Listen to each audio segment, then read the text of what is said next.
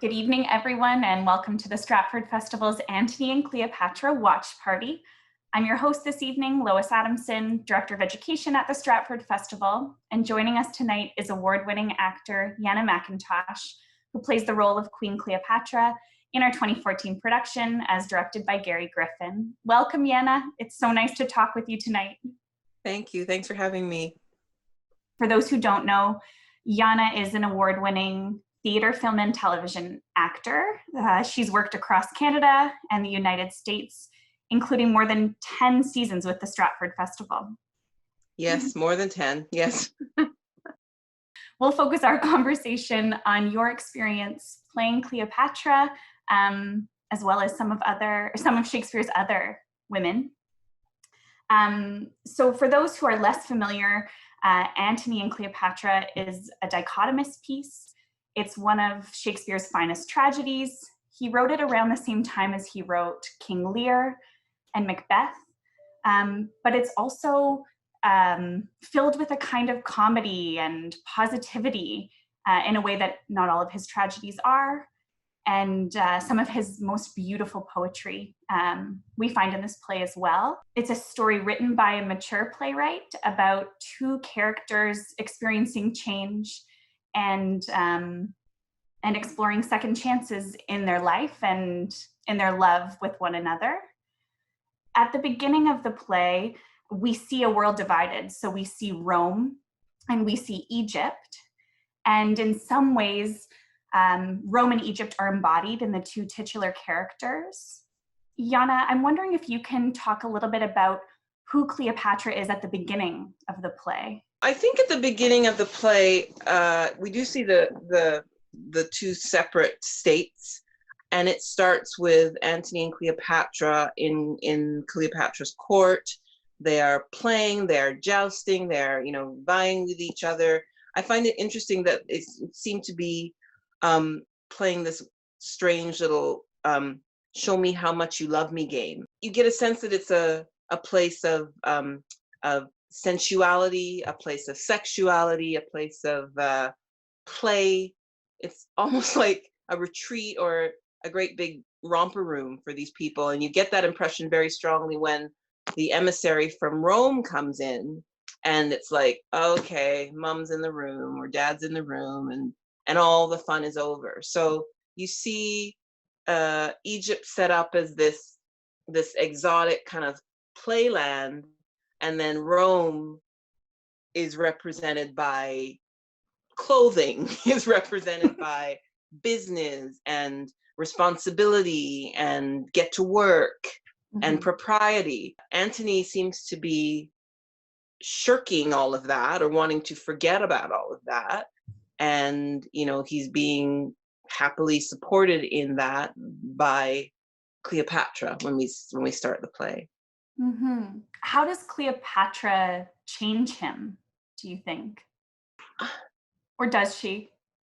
Well, I feel that there, we talk about the great love of these two people, and like what I see watching it now, 6 years on, I don't know if I thought about this when I originally did it, but when I watch it now, I see two people who are kind of trying to live up to their own iconography, live up to their own legends. It's almost like, they're playing for each other and playing with each other, but they're playing out their images, their legends, in a way. And I feel like that might be one of the journeys through the play for these two characters, is that as much as they are, these mythic figures, they are, in a sense, trying to inhabit their own history or inhabit the persona of their own legends.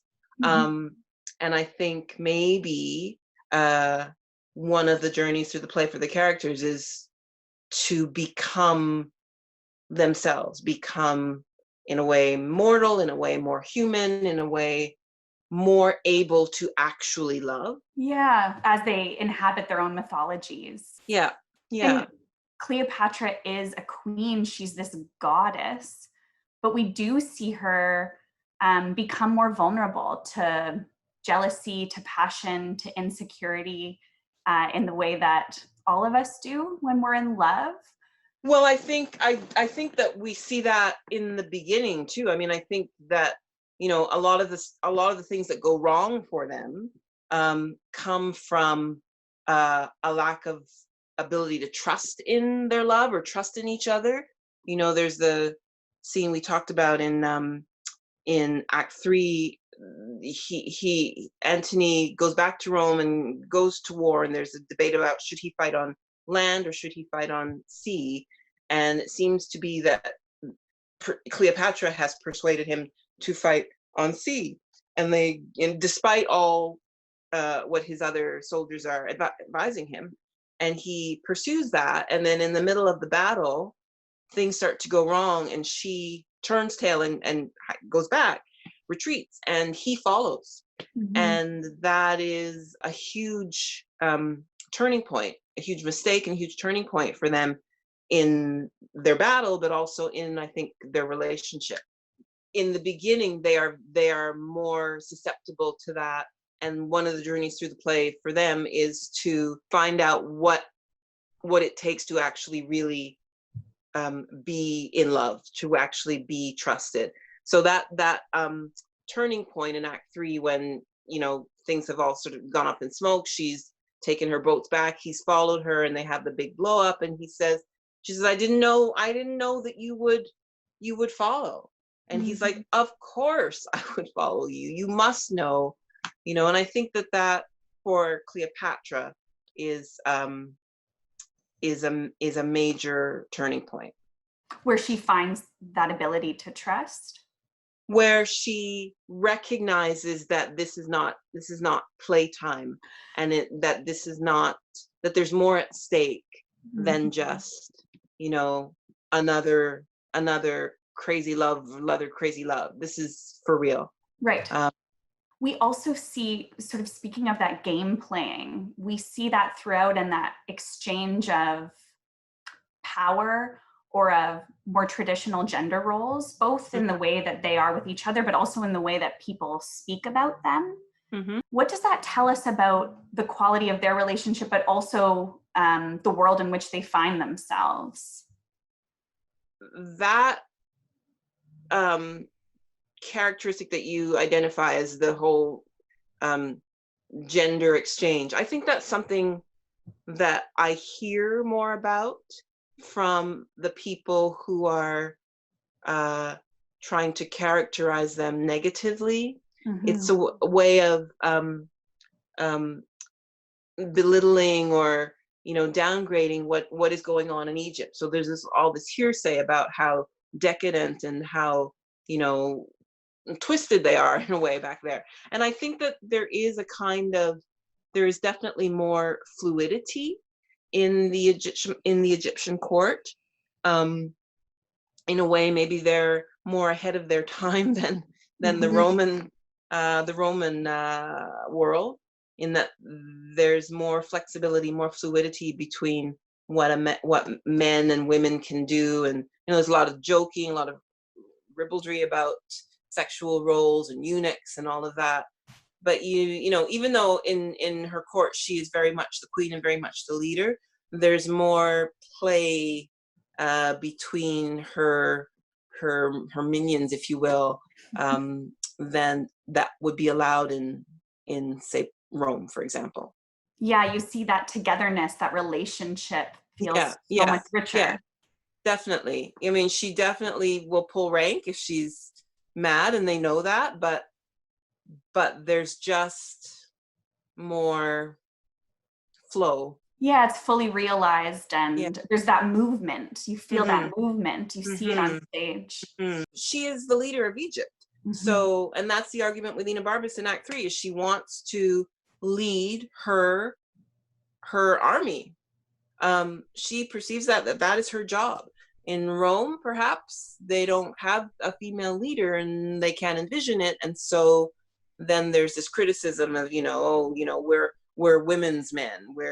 So it's this sexism or the criticism of the changed gender roles or the different gender roles is thrown at them as a way of Undermining. Yeah. Yes, it's put on them. And speaking of how Cleopatra is described or what's said about her, Anna Barbas says she has infinite variety. That's such an important thing that we hear about Cleopatra. Why do you think she's described that way? I think it's a couple of reasons. I think one very clearly is she is as varied from Rome as they can be. She's an exotic, you know, Egypt, and what she represents is this crazy exotic other. I think there's definitely something in her character that is very mercurial, very hot. So it's varied in that respect. And yeah, it's the mythology again, you know, it's this figure that they can't quite put in a box. So that's a way of describing, you know, in infinite variety. I don't know, I think it has more, it says more about them than it really does about her. Yeah. In approaching her character, do you do anything different when you play someone who is so mythologized, when you play a historical figure like that? It's a lot more reading when you've actually got a real person who lived a real life, and you just feel that much more responsibility to try and get certain things right and try and square certain things. They don't always square very easily, but you have to find a way in your portrayal. This was a number of years ago now, this production, but do you remember in the reading and research you did, was there anything that grabbed you or that surprised you or that helped you solidify who Cleopatra was for you? I feel like there was something about what was said about her versus what her reality would have been as the Queen of Egypt, as the inheritor, the female inheritor of this kingdom. Because around her would have been male leaders. The way that she would have to play the game to survive as a ruler and survive and have her kingdom survive would be different, because she would not have been considered an equal. She would have been underestimated. Thank you, that's the word. Or certain aspects about her would have been overestimated because she was a woman.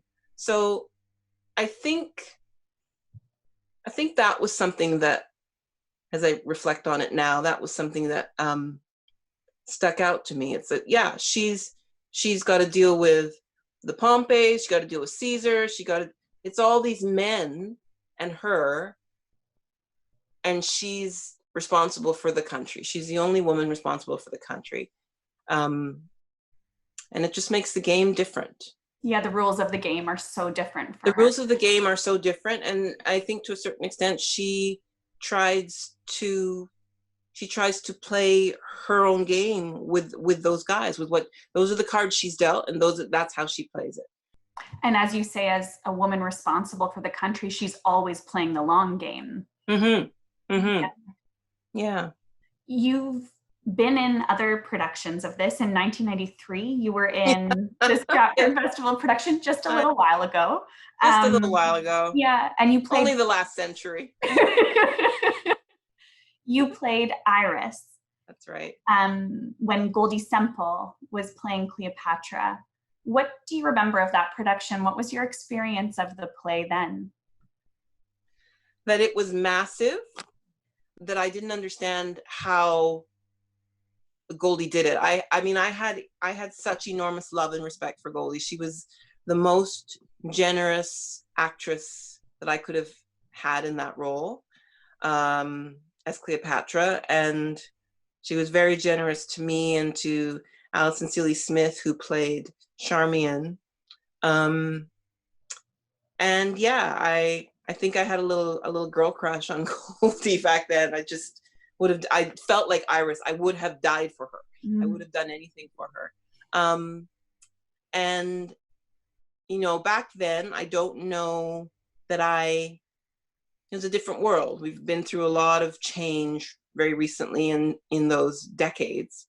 And I don't know if back then, you know, me, a young Black actress in the Stratford Festival in my early years, would have actually been able to envision being able to play that role anytime in the future that I could see then. It's very gratifying and moving to have been able to do that. And I remember 6 years ago that my wish was that I could be as generous Cleopatra as Goldie had been to me. So, yeah. So that's a long journey with the production. It's a long journey. The play. Yeah. It was neat to be able to look back on that and reflect on that many years later. You've spoken a little bit about not being able to imagine taking on that role. Are there other ways that your work has changed? Well, it's interesting because, again, watching this production, I mean, I did the production and then didn't look at the DVD. I bought a bunch for my family and then didn't look at the DVD for 6 years because it's hard to watch yourself. I find it hard to watch. Some people don't have an issue with it, but I find it very hard to watch myself and not just be consumed with, you know, criticism.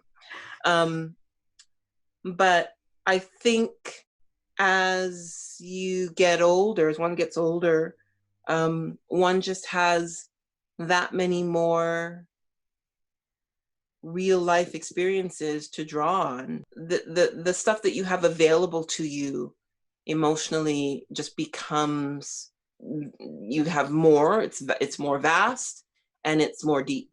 Mm-hmm. And that richness is seen in your performance. Mm-hmm. Mm-hmm. Well, I hope. Yeah. I think so.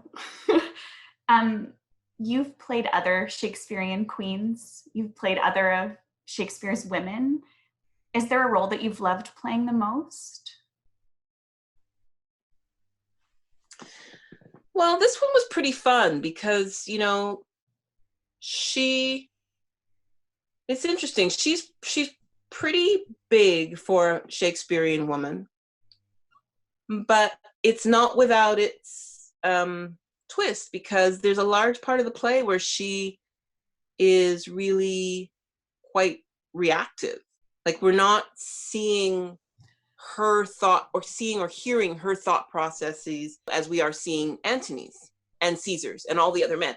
So it's challenging. It's always kind of a mixed bag with Shakespeare's women, because you do get some wonderful stuff to play, but the other side of it is that there's always kind of an imbalance. Mm-hmm. So she's pretty good because she's got a lot of fun stuff to play, and then she's got that gorgeous fifth act with, as you said at the beginning, some of the most beautiful poetry that he wrote. I don't know. I had a great time with the Scottish Queen as well. Mm-hmm. Yeah. Mm-hmm. But as you say, that internal work that we see so easily expressed by the male characters isn't there. Like, there's an extra layer that you have to do as an actor to. Yeah. It was. I remembered as I watched it some of the frustration I felt, actually, because, you know, I get to play Cleopatra, and I was like, wait a second, what is she? Where's? Oh, okay, here she is. All right, and I say, you know, it was a bit like that, and so you have to do a lot more filling in, which then, you know, leaves you open to, well, that's not what she should have been thinking, or that. Well, who knows? He didn't write that. So the actress has to find a way to find her way through the script, to find her own arc and figure out what she's thinking there and what she's thinking there, and get from point A to point B to point C. Mm-hmm. And as you say, in this play, that last act is hers, and that's unusual, to have one of the title characters gone. Yeah. Sort of that early on. What was that final act like? It felt a bit like an opera. You know, it's so heightened in a way. She's decided she's following. Antony's died at the end of the fourth act. He's died, and immediately she decides, I'm going with him. And somehow, off stage mostly, she devises a plot to get herself there, and to also not allow herself to be paraded through Rome like at Caesar's trophy. There's this kind of duality in the play too, because she's trying to get where she needs to go, but also trying to keep Caesar at bay long enough so that she can achieve her goal. So yeah, it's quite intense, that fifth act. The stakes are so high.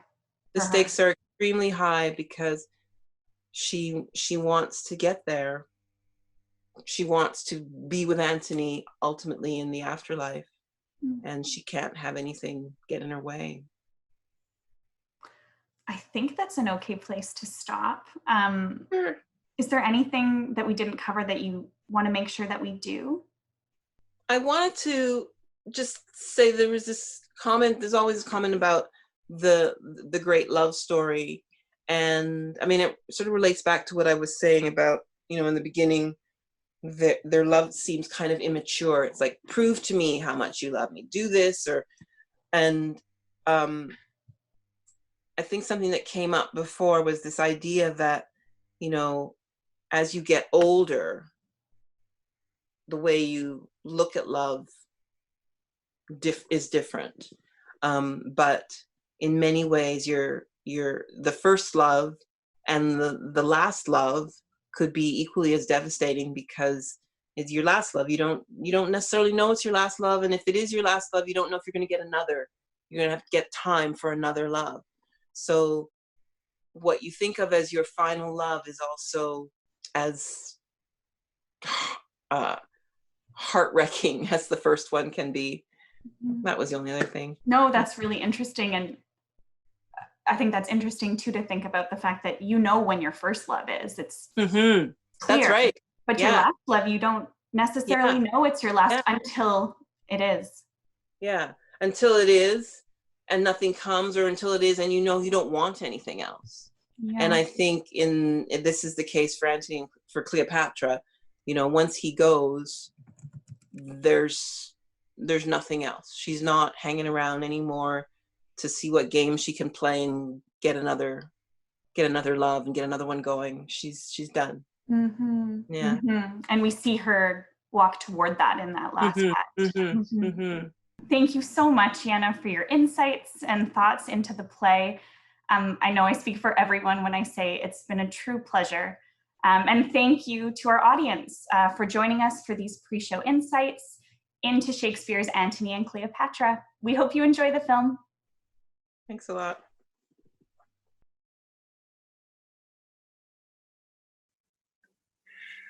Hi, I'm Geraint Wynne-Davies. Our artistic director, Anthony Cimolino, isn't here this week, so I'm stepping in for him to welcome you. Hello. Thank you for joining us for our live viewing party of the 2014 production of Antony and Cleopatra, directed on the stage of the Tom Patterson Theatre by Gary Griffin. In it, I played Antony, and it was an incredible experience. This is one of the greatest love stories of all time. It's made all the more powerful by the maturity and stature of the title characters, who are both world leaders. And when passion and politics collide, the results can be truly seismic. As always, we're offering other online content to enjoy along with the production itself. For insights into its staging, watch the latest episode of our Creative Concept series, featuring director Gary Griffin and our designer, Charlotte Dean. That interview is available now, free, on demand. This coming Saturday at 10 a.m., members of the cast will be on hand to take your questions in our weekly live Meet the Festival. If you can't join us then, you can always catch up with it later, as you can with a pre-show interview with Yanna McIntosh, who plays Cleopatra. In this week's episode of my fireside chat series, In Good Company, I have the privilege of chatting with the wonderful veteran festival actors James Blendick and Stephen Russell. I love these informal conversations, which reveal one of our festival's great strengths, our sense of family and the bonds that have been forged over decades of working together. It's fun. After tonight, Antony and Cleopatra will remain available for free viewing for the next 3 weeks. And meanwhile, at this time, next week, same time, we'll start streaming the next film in our series, the 2017 production of Romeo and Juliet, directed by Scott Wentworth. I just want to leave you with a couple of quick reminders. 2, actually. First, our brand new film of The Merry Wives of Windsor, which isn't part of this free series, is available at the online Cineplex store for rent or purchase. And I play Falstaff, and we had a lot of fun doing it. And second, if you have any difficulties watching tonight, try refreshing your screen or adjusting the resolution. See the film festival's FAQs at the bottom of our homepage, stratfordfestival.ca. Now, let's meet the Roman general and the Egyptian queen, whose torrid love affair sent shockwaves throughout the ancient world in William Shakespeare's Antony and Cleopatra. Enjoy.